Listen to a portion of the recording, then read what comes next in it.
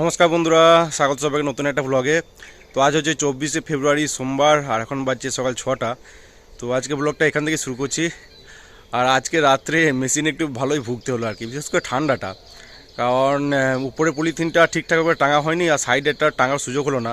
তো সাইড থেকে হালকা হালকা হাওয়া ঢুকছিল।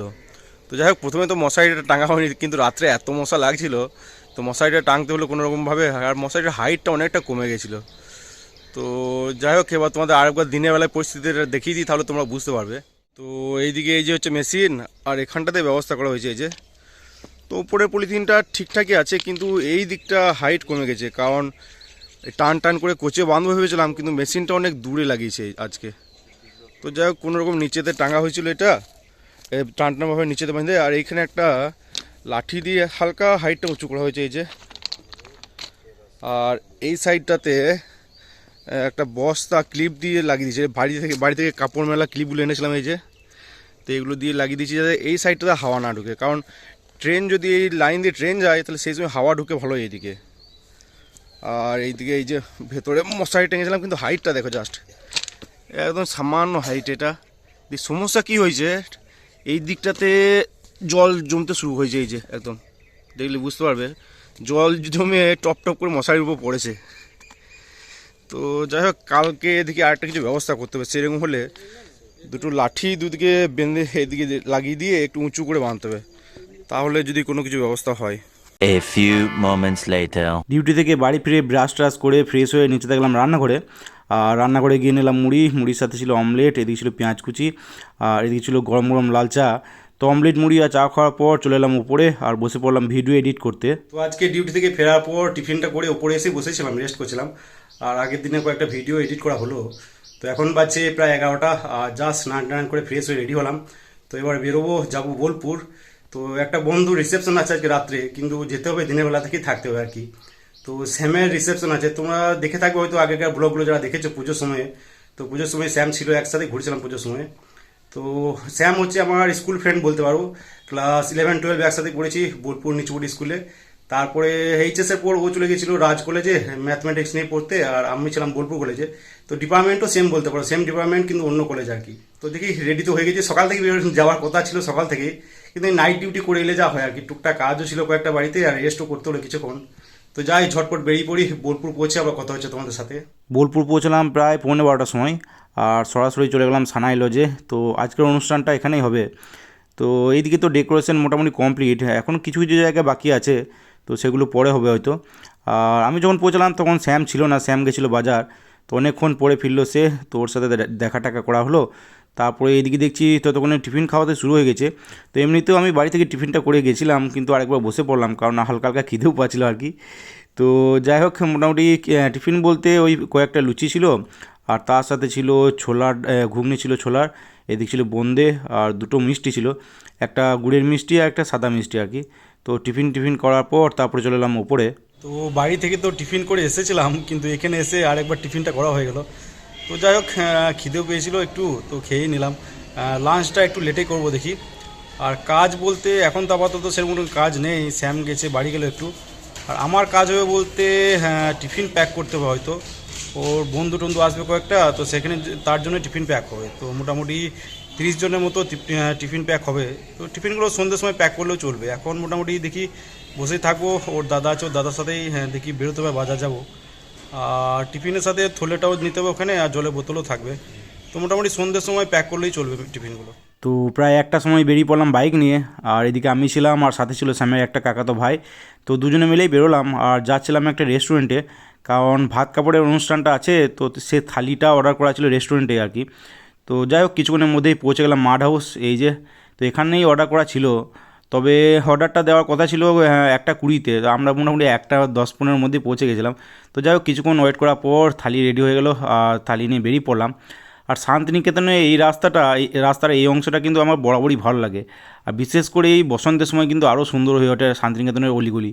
তো বিশেষ বিশেষ কিছু জায়গা দেখলাম, যেগুলো জায়গাগুলোতে কাগজ ফুলের প্রচুর গাছ ছিল, সুন্দর লাগছিল। যদিও বা চলতে চলতে আর ভিডিওটা করা হলো না, এক হাতে মোবাইল ছিল আর এক হাতে ছিল খাবারের থালিটা। তো যাই হোক, কিছুক্ষণের মধ্যে পৌঁছে গেলাম আবার লজে। আর লজে আসার পর কিছুক্ষণ পরেই শুরু হয়ে গেল থালি সাজানো।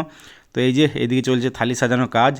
তো অনেকক্ষণ পর বেশ ভালোভাবে সাজানো হলো থালিটা। এই যে এটা হচ্ছে ফাইনাল লুক। তো থালি মোটামুটি রেডি।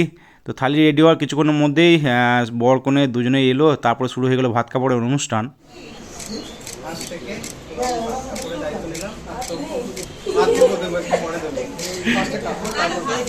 ভাত দিয়ে দাও। হ্যাঁ,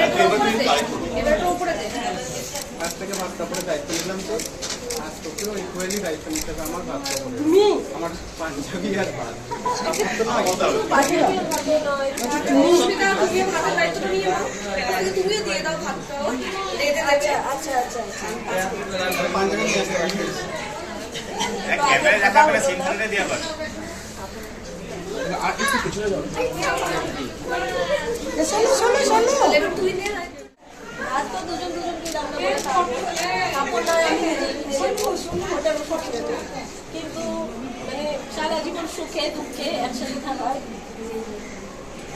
প্লাস তোকে ফিজিক্যালি হোক ইমোশনালি হোক মেন্টালি ফিট রাখার ওগুলো দায়িত্ব নিচ্ছি। আর সারা জীবন আমার বেস্ট ফ্রেন্ড হয়েই থাকিস, হাজব্যান্ড করতে পারছি না কখনো বললো।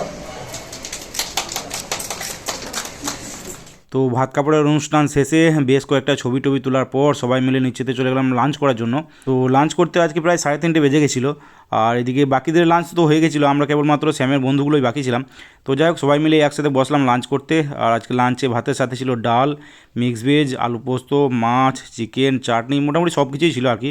তো যাই হোক সবাই মিলে লাঞ্চ করার পর উপরে রুমে চলে এলাম আর সবাই মিলে অনেকক্ষণ আড্ডা দিলাম।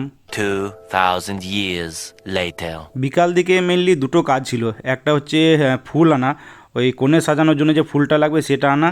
আর দ্বিতীয় কাজ হচ্ছে বন্ধুদের জন্য 30টার মতো টিফিন রেডি করা।